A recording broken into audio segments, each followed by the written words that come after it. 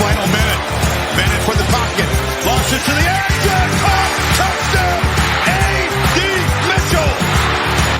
Chase McGrath for the win for the Volunteers. From 40. On the way, knuckleball. He got it.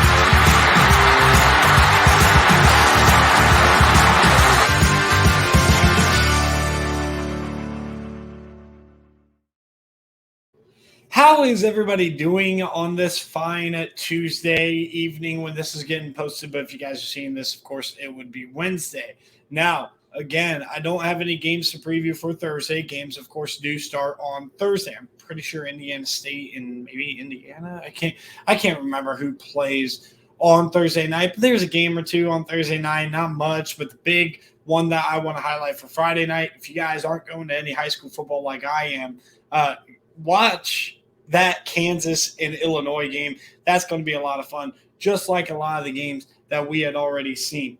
And one of the games that we did see for sure, by the way, was that game last night. Absolute chaos. We'll talk about the Walk That Line segment at the very end of the video as we talk about what we were able to do. Top 9. I got a new top 25 that I posted for you. And we're going to break down some of these games. Now, we're not going to go crazy in-depth with some of these games, so let's just get a jump start. But before we do, make sure you comment, like, and subscribe. And let me know what you think of week 1 in college football, as you can find my TikTok right here, Bash's CFB Show. Very interactive on there. I was in the comment section a lot because these glasses ended up breaking, so I couldn't really make videos because I was wearing sunglasses at night. But anyway, let's get straight into it. So here we go. Clemson, Duke, the game that we watched yesterday. Now, I didn't get a Riley Leonard picture from yesterday, apparently, but whatever. Look, Duke in this game was dominant on the defensive side of the ball. Very physical, and it took that one big run. I still don't know how Barrett Carter didn't get Riley Leonard on the ground. I ended up taking the over with Riley Leonard rushing yards, 32.5 yesterday before the game. That was a lot of fun. And my mic's way too far away. My bad there. So hopefully you guys heard me fine. But regardless, I moved my mic where it's right in front, right here. I forgot I moved it away. But yeah, this game was really exciting for the most part. I mean, Clemson had a lot of sustained offensive drives. They had those couple of blocked field goals, which the second one, was it blocked? Was it not? Considering they said that Dabo claims their kicker, their freshman kicker, has hit from 70. I doubt he shanked a 23-yarder like that, but maybe he did. I don't know. Don't really care. Doesn't matter. It's a miss. It's 0 points. That's 2 red zone trips, or 2 scoring trips, right? One of them being a red zone trip. And then they also had 2 red zone fumbles that were recovered by Duke, including one that was a long return that basically sealed this game up. Duke ended up capitalizing, getting a touchdown, 2-point conversion, making it 21-7. And then late in the game, while trying to kill some clock on the ground, a couple of big runs, Duke scored a touchdown. But don't get it twisted here. Yeah, I was definitely wrong about how we should look at Clemson and Florida State going into the season. I was kind of right before kickoff going oh my gosh, this Florida State team is going to be a lot of fun. And I was looking more towards them. I had come on here and I had gone kind of backwards saying, well, even I'm going to stick with my pick of LSU, but we'll talk about that game in a minute. Bottom line is this: me saying Clemson should be above Florida State, 100% an awful take, probably my worst preseason take of week 1 that is quickly exposed. Now, could Clemson bounce back and be ready for that week 4 matchup against Florida State at home and win that game? 100%. They have a ton of work to do, specifically on offense. Their secondary definitely looked pretty poor. I am curious to hear the stat of how many missed tackles that they had. But their front 7 still was really dominant. They got a push, and until very late in the game, Duke really couldn't run the ball in a traditional manner. It took one spectacular play where somehow Riley Leonard slips off of that Barrett Carter tackle for loss for Duke to actually get success on the ground. Overall, Duke was not moving the ball better than Clemson in the first half. It seemed like a first half that Clemson dominated, and I had said that this could be a recipe for Duke to hang around but not exactly pull it off because they settled for those 2 field goals in the red zone. Well, they got points in the red zone. Clemson did not, and that was starting to make a difference and build up against Clemson, and then eventually Duke just weighed on them. But Duke looked like the better football team, for 4 quarters. When Duke got punched in the mouth, they responded, and Clemson made a couple of mistakes, but those couple of mistakes negated would have made this game closer rather than Duke just being able to pull it out. Now, you see that number 24 by Duke's name. I did have Duke ranked, and I did say, hey, what happens on Monday night? Like, Duke could potentially fall up. A lot of people are sleeping on Duke. Riley Leonard in a really physical, well-coached defense. And it was nice, by the way, to see Al Blades Jr. Make a couple of plays in that game. Of course, father passed away. Benny and Brian Blades, his uncles,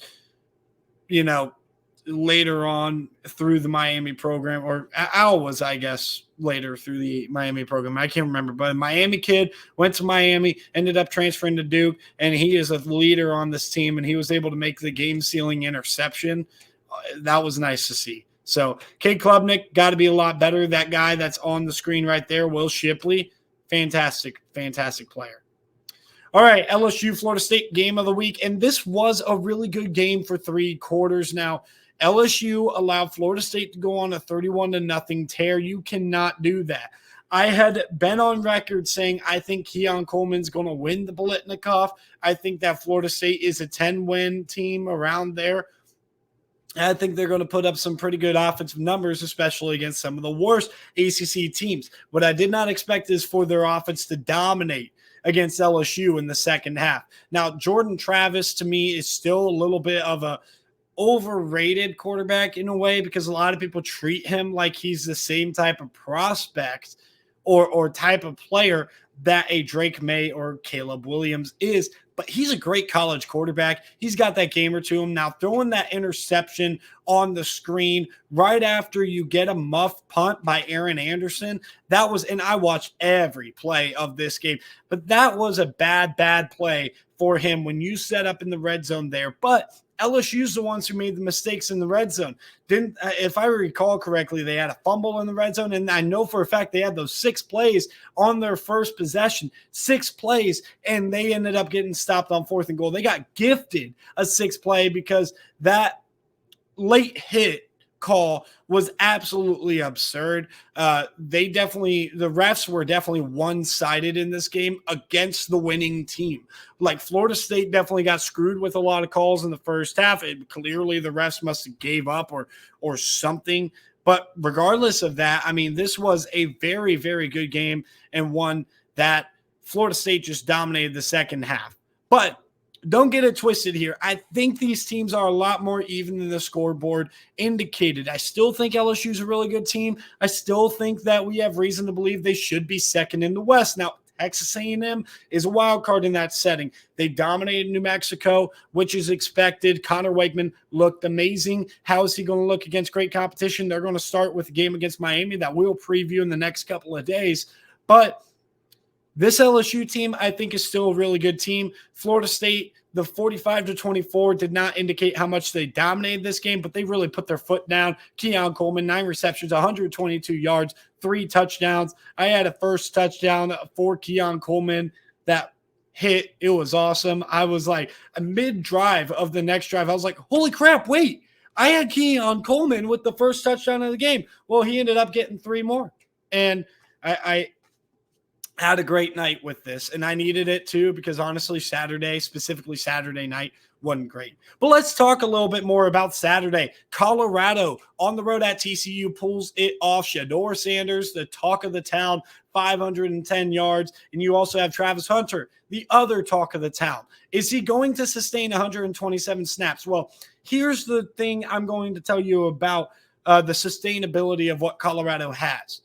Travis Hunter doesn't need to be their number 1 option. In fact, I felt like most of the time, even though he made big plays and big moments like Joel Klatt was talking about on his podcast, the guy who really stood out to me as the guy that they called the number of in the receiving game, not Dylan Edwards, because those were nice reads, great job by Shedeur Sanders. And of course, every single time it was, hey, Sean Lewis saying, hey, let's just trust Shedeur to throw the ball. Now, keep in mind that Sean Lewis, by the way, who is a guy that likes to run the ball, and have pretty good offensive balance, he recognizes that this offensive line is not built for that, and TCU was just dominating up front, and they were present again early in the season.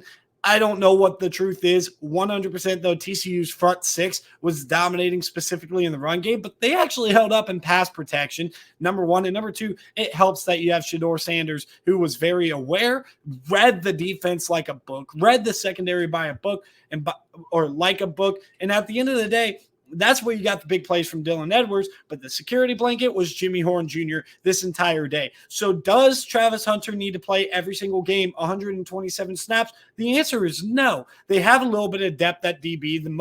Their strength of their defense is defensive back, and their strength of their offense is their wide receiver room. They don't necessarily need to play Travis Hunter as much as they did against TCU. They did it. Why? Because he's got fresh legs and they're able to. Do you really think that in 2 weeks against Colorado State, they're going to be doing that? No. Do you really think that if Nebraska is not able to score on Colorado next week, that they're going to be doing that with Travis Hunter? No. It's just a feel of the game type of thing. It's the first game. I get it's 100 degrees and stuff like that.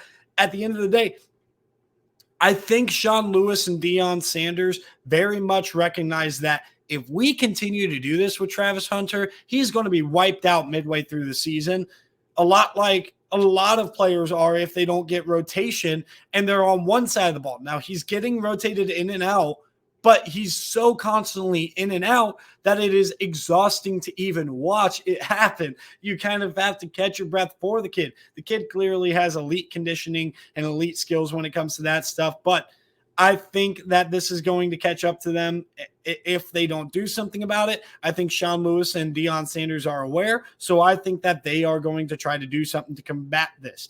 So does this mean that Colorado is potentially a bowl team?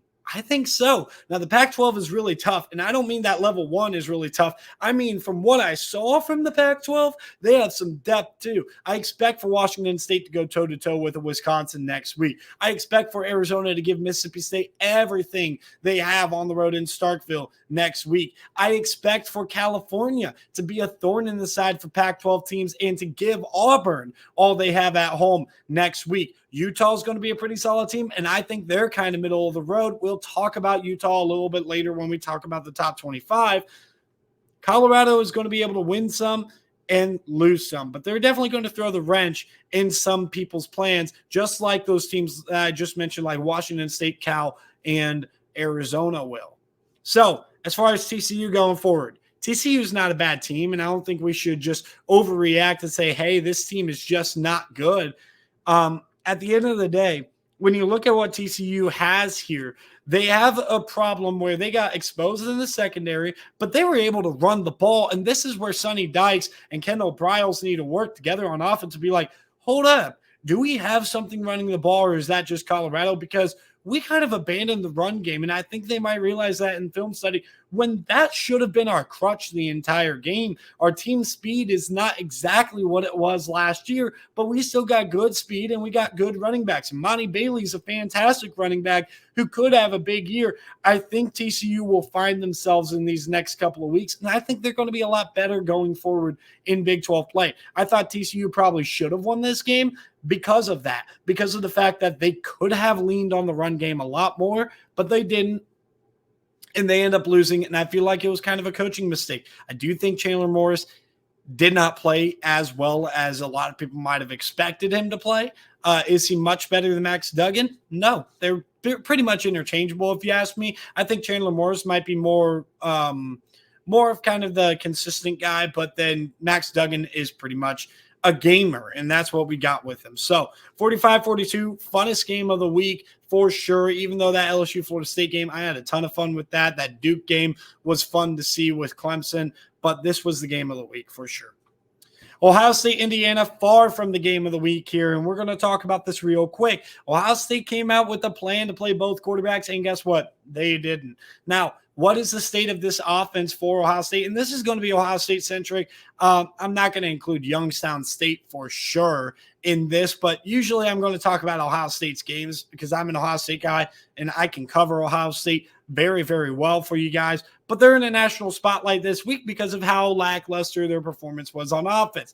Now, one thing for sure, Marvin Harrison Jr. is not the best wide receiver in America until he proves me otherwise. He's not physical. He doesn't get off a release. He cuts routes short because he's trying to avoid contact. Hell, he ran out of bounds because he was trying to avoid contact with a DB, and it ended up costing Kyle McCord his only touchdown pass that was a really good ball. Kyle McCord had some good moments. He also had some inconsistencies. I felt like he was a little bit nervous, skittish, scared to be in there. So was CJ Stroud for a half, and then he settled into the game and threw 4 touchdown passes. Kyle McCord did not play all that well because I felt like he didn't fully settle into the game. I want to see Devin Brown because I want to see what he has to offer. If he's just going to go out there, I don't really care. At the end of the day, you can say, oh, he played a little bit. He didn't. He handed it off twice, had a quarterback draw that was absolutely misidentified and wrongly blocked by Carson Hinsman and Josh Simmons on the left side. And then he threw the ball 3 times to backups. I love Dallin Hayden, but he's running back 4. He threw it to the third tight end, Joe Royer, and he threw it to a kid named Dave Adolph, a kid from Dublin Jerome who's a walk-on. So it wasn't a fair battle. He wasn't throwing to Marv, Emeka, Julian Fleming, not even Cade Stover. He didn't have the security blankets out of the backfield like a Mayan Williams, Travion. I don't want to be disrespectful to Dallin because we saw last year that he can perform. But regardless, he had like 6 snaps. 6 snaps in this game. You can't tell anything by that. So I'm hoping in this Youngstown State game, I'm going to be going to that because, of course, I'm a half hour from Columbus. I have the ability to go to some of these games, and this is going to be a game that I'm going to be going to. So I'm curious to see what is there to be offered in that Youngstown State game as far as Devin Brown. And is there potential that Devin Brown starts? In Ryan Day's press conference, he did not say anything remotely close to that, but he was asked, is Kyle the starter? And he's like, I don't want to put a label to that. I don't want to put anything on it. I'm very interested to see how this develops in the next couple of weeks leading to Notre Dame. As far as the defense goes, Ohio State's not going to get enough credit for what they were able to do defensively, albeit it is Indiana. But Indiana came out throwing a triple option with 22 personnel at Ohio State, and Ohio State didn't even blink an eye. They're like, okay, we're going to face it. And they had a couple of gashes, specifically with the handoff that they were able to give off when the quarterback, whether it was Jackson or the other player that's slipping my mind, they ended up gashing a couple of times. They also were able to get a completion or two that moved the ball. They moved the ball once, ended up getting stopped for a field goal. That wasn't the easiest field goal, and it hit the upright, and they were this close to a shutout in this game. Ohio State's defense deserves a lot of credit, even if it's Indiana. This is an Indiana team that did put up 14 last year on the Ohio State defense. I am curious to see how this defense looks going forward. I do expect, hey, maybe they can not allow a touchdown again to Youngstown State. We'll see how that works out in that game next week. Enough about Ohio State, though. I'm pretty sure some of y'all are tired of that. Boise State and Washington, I'm talking about the Washington aspect of things mostly. Boise State, first off, going forward, clearly they have competition that we'll talk about in a little bit in the Mountain West, but Taylor Green, solid quarterback. They were competitive in this game for a while, but Washington, man, ran away with it. Roma Dunze, fantastic. Jalen Polk, fantastic. And Jalen McMillan, fantastic. This trio of wide receivers, awesome. And they really were handicapped too because their run game was a little bit handicapped. But Michael Penix Jr. absolutely went off. I think he threw 5 touchdown passes, if I'm not mistaken, 5 or 6. And that's pretty crazy here. And yeah, they pulled away from Boise State because they were just the better team that ended up pushing on them. Boise State did keep it competitive for a half, but man, Washington, once they got an inch, they took off. They looked like an Ohio State offense that we're used to, where once you give them a little bit, bang, bang, bang, bang, they're going to get quick touchdowns in a hurry. And that's what Washington did. Michael Penix definitely going to be a front runner for the Heisman Trophy going forward. He's going to be put in a lot of spots. You saw I ranked them number 14. That was clearly inaccurate. We'll talk about where Washington should be when we get to the top 25. But I was very impressed with the Washington Huskies. And when I went back and watched it too, because of course my primary focus was why is Ohio State only up 10-3 at halftime to Indiana? I went back and watched this game a little bit more, and let me say, I was really, really impressed with this Washington offense. And the defense looked pretty solid. I will say, you got to take it with a grain of salt because Boise State's offenses the last couple of years have not been anything special. Hank Bachmeier ended up getting benched for a younger Taylor Green, well, injured, but it was never going to take that job back from a younger Taylor Green with a running threat. And their offense is still not great, and that's clear to me. But overall, Washington dominant in the second half. Great job by the Huskies and Kalen DeBoer. North Carolina, South Carolina. This is I was talking about how Florida looked like the worst Power 5 offensive line, and South Carolina tried to say, no, we got you. They had -2 yards rushing in this game, and that had a lot to do with the fact that Spencer Rattler got sacked 9 times. Now, is this North Carolina's defense improving, or is it South Carolina? I don't know. We'll talk about it. You see no ranking next to North Carolina. We'll see where they end up. I will give you a hint. They are at the very least, they at least got considered to be in the top 25 if they aren't ranked. So no spoilers yet.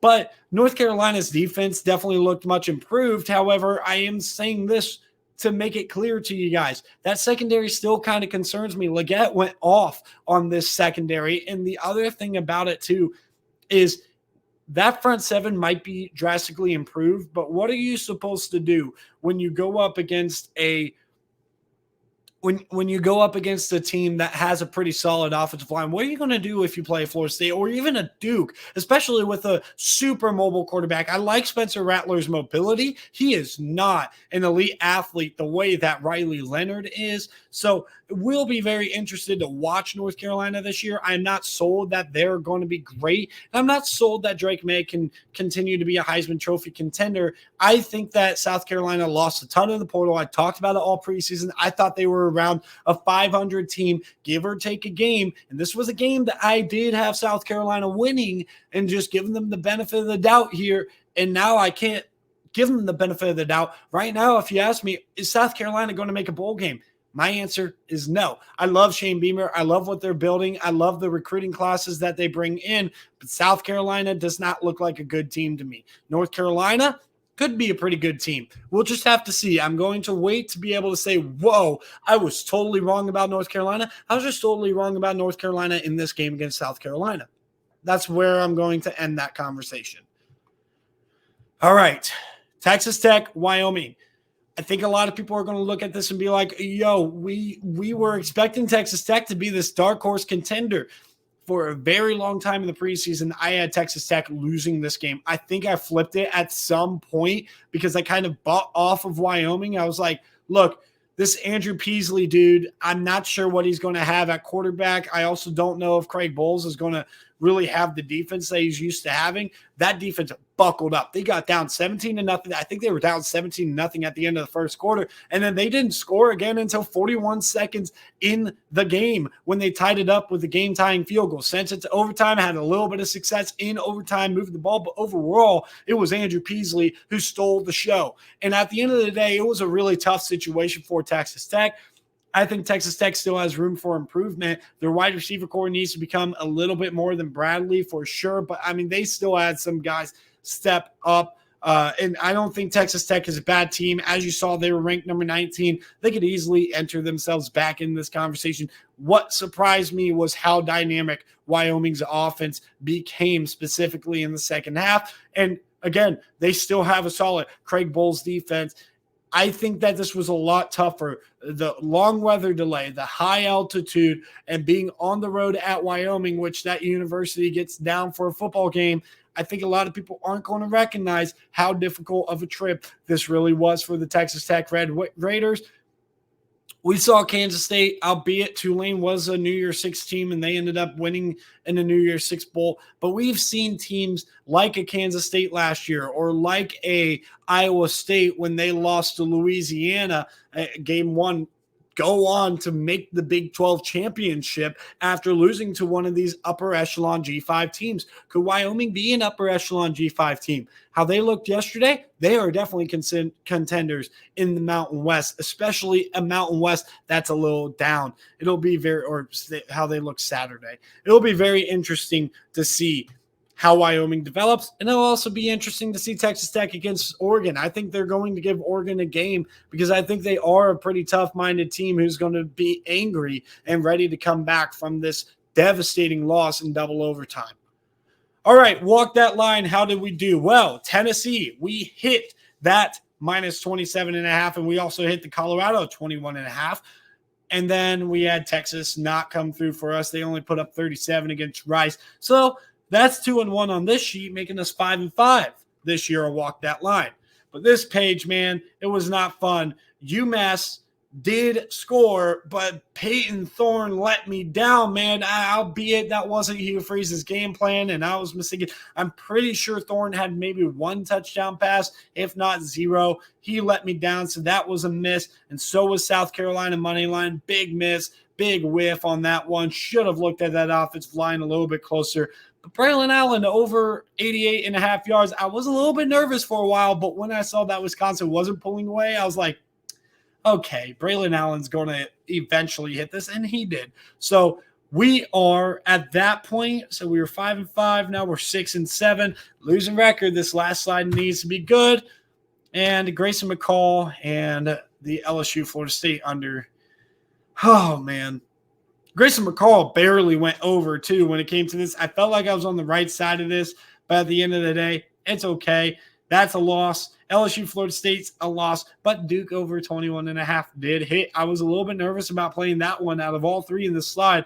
And before kickoff, I was like, LSU Florida State, I'm like, I'm going to lose that one. That 100% going to lose that one. So it looks like we're 6-8. Not good, but we've had moments, right? I told you guys, if I would have played on Friday, we'd have a winning record because I went 4-0 on Friday night. So that doesn't count, of course, because they're not official plays. That would have definitely helped. So we're going to try, take a deep breath. Walk that line's probably going to have a little bit more in one segment next week because of the fact that all the games are going to be grouped together versus me splitting up into two videos like I did this past week. We just got to take a deep breath, and we got to say it's still early in the season. Let's redeem ourselves. Walk that line. Bad track record. Definitely not something that you guys are going to want to play with me on. But, hey, if I can go on a little bit of a streak, you guys are going to be going with me. And also, like, I'm up this year, but a lot of that is unofficial plays. My official plays, my locks, are just not working out so far. And it is what it is. All right, so here's my top 25. I need to make sure I change that background to match up with the background I have here because apparently that's a different shade of gray. But with that being said, we are going to start from the bottom all the way up to the top, and we're going to work through this, but try to go a little bit quicker than we did last time. So I have Missouri considered along with Troy, Clemson, Arkansas, and Kentucky. I do feel like Clemson deserves to fall out until they can prove that they can fix a lot of their issues. I think Arkansas and Kentucky are pretty impressive. Devin Leary didn't even play all that well, and Kentucky was still able to run away from a decent Ball State team, albeit they're a MAC school, but they were able to run away. They put up 44. You don't really see that from Kentucky against those G5s. Troy, kind of a sleeper team. They're going to Kansas State. They have a chance to absolutely shock everybody. They're 16.5-point dogs there. And in Utah, I'm not buying in on Utah. They didn't impress me. They couldn't really move the ball. They had that big shot play to start the game. But outside of that, their offense was not very impressive. They got a touchdown on a bad interception, which was a drop pass by Pearsall that fluttered up in the air and it was picked off, and they were able to get some points out of that too. Utah is not very impressive to me,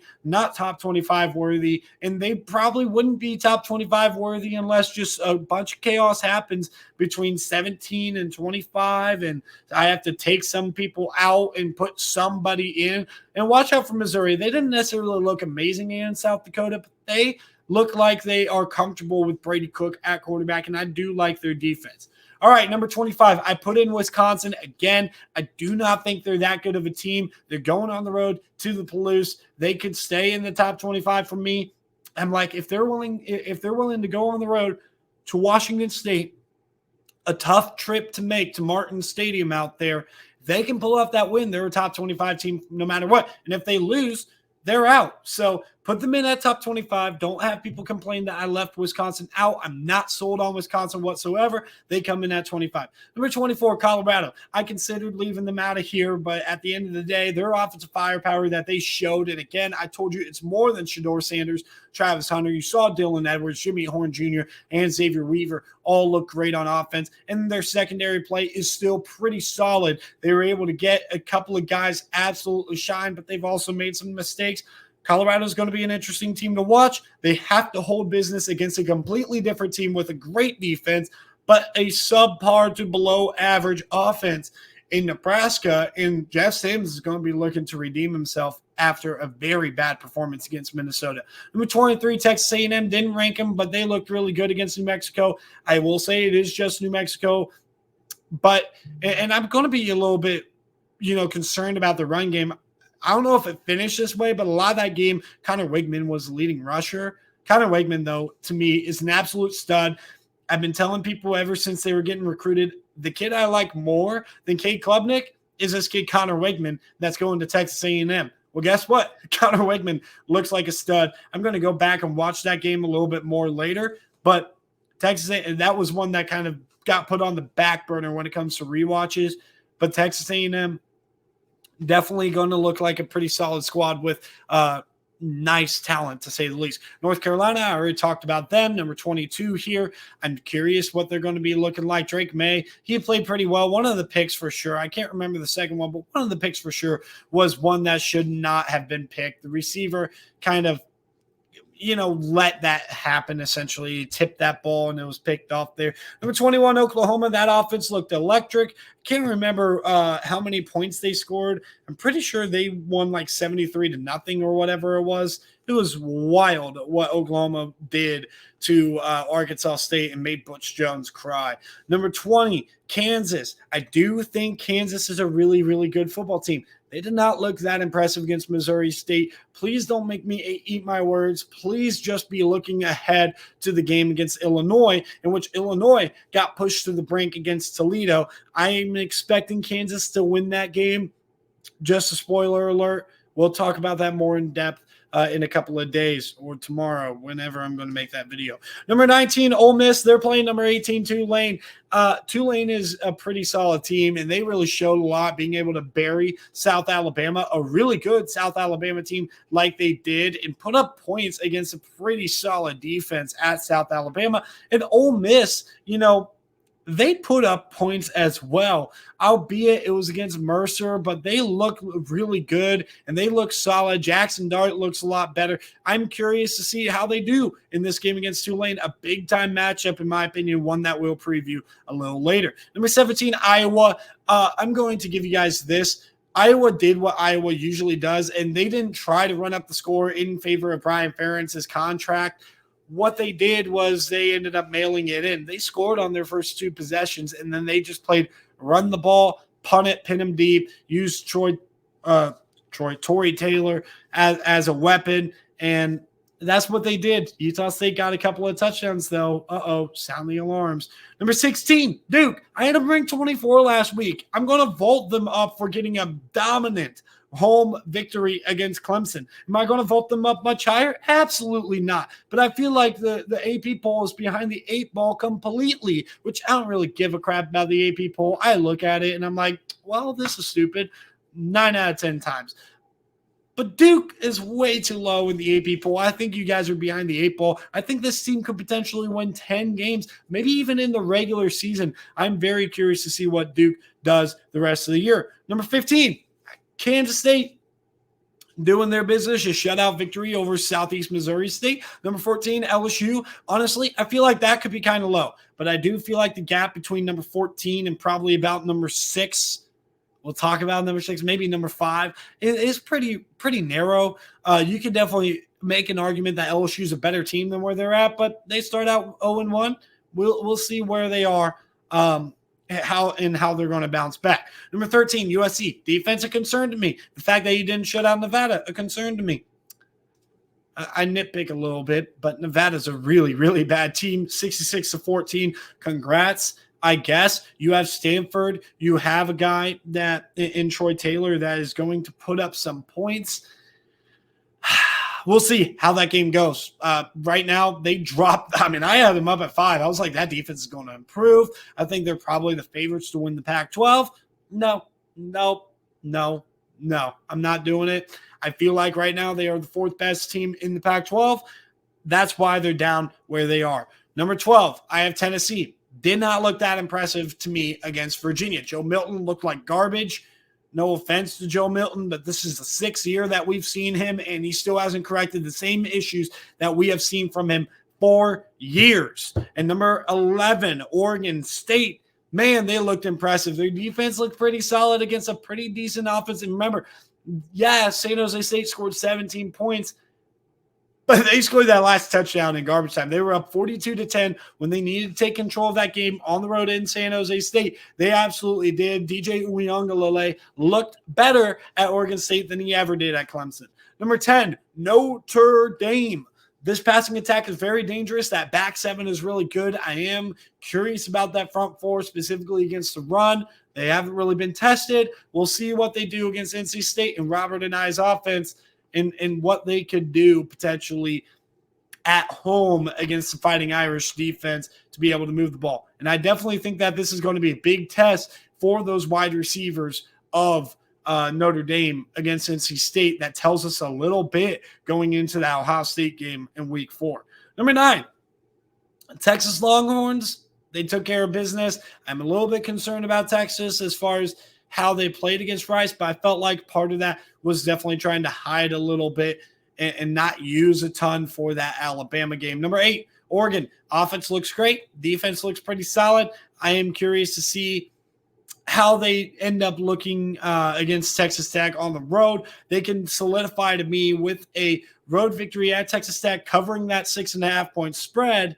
They can definitely solidify that they're a top 10 team and maybe a Pac-12 championship contender. They're a little bit high for me, but I kind of, like I said, had a little bit of a rough time, specifically between 8 and 14, trying to figure out where these people should be slotted in. And 5, 6, 7 to me is obvious. Number 7, Penn State. I don't know where these people are saying, man, Penn State looked amazing against West Virginia.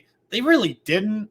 Like, they shouldn't have covered out. I'm not one to, say he ran up the score, and I'm not worried about James Franklin scoring with the backups, but they scored a touchdown with 5 seconds left to cover the spread. That was a 16-point game with 5 seconds left. They didn't dominate West Virginia. West Virginia had a decent job moving the ball with C.J. Donaldson, and Zach Frazier looked like he could move the Penn State defense all night long. The issue was quarterback play was just not there. Garrett Green was just not that good for West Virginia, and that defense ended up just collapsing at some point, but they did decent against the run. West Virginia did. And, West Virginia might be a better team than we're expecting, but I don't know why we're trying to go off the rails saying Penn State looks like the super impressive team after week 1. They honestly kind of disappointed me a little bit, but we'll see. It was just a sample size of what we have with Penn State this year. Number 6, Ohio State. They slide down, but they look great on defense again against Indiana. But honestly, how people talk about West Virginia, the difference between West Virginia and Indiana shouldn't be that big. I think it kind of could be, but you also don't know because Indiana is another one of these teams that absolutely slammed the portal trying to completely regroup their entire team. And a lot of those guys, by the way, on defense in Indiana, I don't know. We'll see. But Ohio State, I don't want to buy too much stock into that Indiana game. At the same time, they just looked really bad. And these two teams, I moved ahead of them. Washington, number 5, and number 4, Florida State, looked way better than Ohio State, and they deserve to be ahead of Ohio State. So number 5, Washington, defense, still question marks there, specifically in the secondary. But I don't know who in the Pac-12 is going to stop that offense. Number 4, Florida State, with the most impressive win by far of the weekend. Keon Coleman solidifies himself as an early Biletnikoff Award contender. I made the hot take and prediction on August 14th. I think Keon Coleman's going to win the Biletnikoff. There is more validity to that claim. Number 3, Alabama. They didn't do anything necessarily that impressive. Jalen Milroe led them in rushing. It's not that impressive that he did that. But number 3, respect for Alabama. Their defense, dominant. We'll see what they have at home against Texas, who I have ranked number 9. That's a top 10 matchup that I'm going to preview next week. Number 2, the Michigan Wolverines. A lot of people, again, overreacting to the fact that they only won 30-3 against East Carolina. They got up 30-0 and they completely mailed it in. They really got up 23-0 and completely mailed it in. Now the kicker missed an extra point. Oh no. J.J. McCarthy had an illegal forward pass. Oh no. And that illegal forward pass was called a touchdown. Who cares, man? Like, who really cares? Do you really think that they weren't going to handle business against East Carolina? Like, if they wanted to put the gas on the foot to the pedal, foot on the gas, they could have scored 50 on East Carolina. That game was never going to be a game, and East Carolina's been a respected program. And number 1, Georgia, again, they were another team that didn't necessarily look that impressive in their opener. Who cares? There's not that much stock you can buy into when you significantly overmatch a G5 or FCS team like Michigan, Alabama, and Georgia had to face. So not too much stock, not going to change anything about those teams. That's how my top 25 stands today. So, again, if you have anything to comment down below, make sure you do that. If you think I did a pretty good job with this video, I know it's long. It'll usually be long on these recaps.